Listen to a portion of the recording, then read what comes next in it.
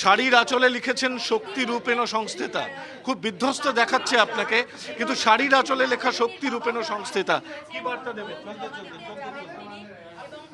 ঈশ্বরের কাছে প্রার্থনা করছি আমাকে আরো শক্তি দিন, আমি যেন পানিহাটিবাসীকে অন্তত সুরক্ষা দিয়ে যেতে পারি এবং সারা পশ্চিমবঙ্গের স্বাস্থ্য দপ্তরের যে হাল, সেই হালটা যেন আমি ফেরাতে পারি।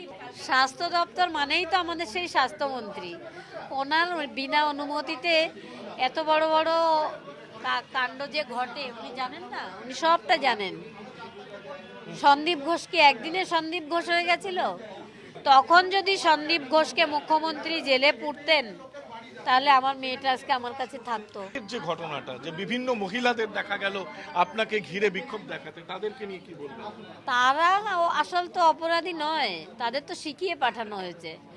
তাদের চরিত্রটাও ওই থেট কালচার, ওই নির্মল ঘোষ, ওই ওদের সঙ্গে মিশে ওদের মনটাও আর কি মানসিকতার পরিবর্তন হয়ে গেছে, ওদের দোষ নয় এটা। যারা যে আমাদের পানিহাটির অভিভাবক বলে মনে করেন, তার এই ছড়ানো বিষ।